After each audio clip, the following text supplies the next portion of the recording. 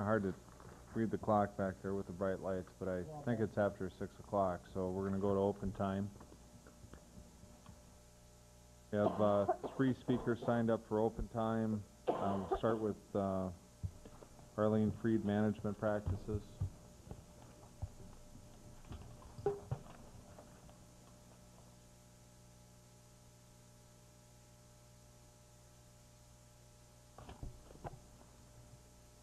If you could state your name and address for the record, you'll have 3 minutes.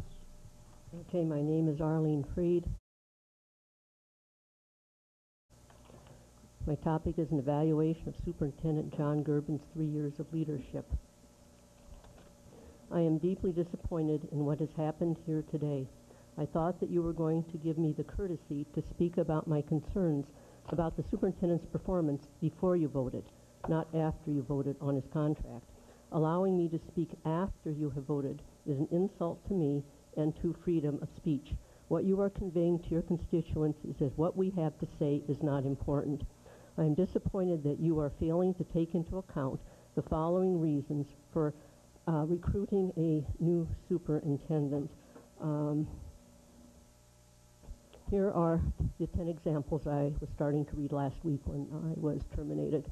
Here are 10 examples of the Park Board's poor management practices during the past 3 years under Superintendent Gerben, and 10 reasons why the Park Board should have seriously considered recruiting a new superintendent. They are: 1, failing to acknowledge and analyze unsuccessful entrepreneurial projects which have resulted in costly lawsuits and or lost taxpayers' dollars.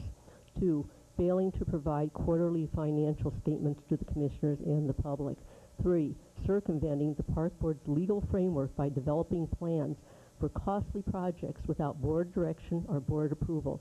For example, the mega $1 million parade event center, which Superintendent Gerben is promoting as if it's a done deal. Money is being raised for that project already. 4, failing to comply with the Minnesota Government Data Practices Act by not honoring all requests for public... Mr. President, it is not incorrect, and let her finish. Number 5 is again... excuse me, I didn't think this was a forum for debate. I don't want you to make accusations that we have not followed the law. You can make comments, and that's fine, but if you have unfounded accusations, if you're going to make an accusation, then bring something with it, that we have broken the law. I want something to come with it. What are you questioning me on now? The Data Practices Act? Yes. Okay, do you have documentation on that? That we have not complied with the Data Practices Act? I know people are complaining. It's in the minutes. You go look at your minutes. Liz Walensky has been asking for information. She's come and spoken at open time, and so has Edna Brazaitis. It's in the minutes. It's in the record. Well, if you make accusations, you just bring... I am not making accusations. I am stating facts, but please let me finish. 6, awarding of contracts to selected vendors without issuing requests for proposals as required. For example, the study for Crown Hydro. 7, suppressing criticism of Superintendent Gerben and his administration by excluding from the public record letters that are critical, and, I might add, by terminating my speech last week. 8, circumventing Park Board laws and procedures by attempting to bypass mandated citizen advisory committees, for example, Parade Stadium Project. 9, there's been some violation of open meeting laws, and 10, failing to respond to citizens' correspondence. I know about that. Again, ma'am, I don't believe that we've violated the open meeting law. You know why? I can tell you when you do that. I can tell you. Please, tell me. All right. When you were voting on the study for Crown Hydro, you had the proposal that you were doing a proposal, and that proposal was not available to the public. That should have been here. Anything you're discussing, any information in your packets that's under discussion is supposed to be available to the public.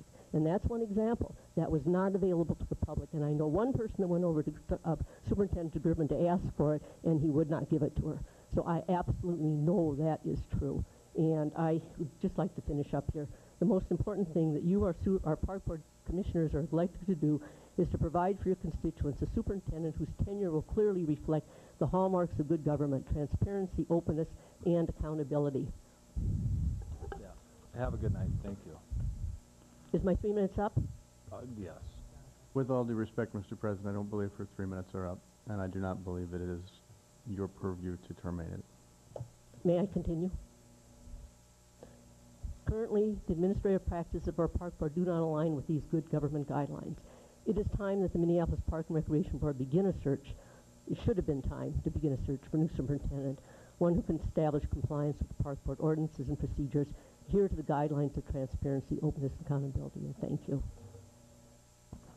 Okay, next we have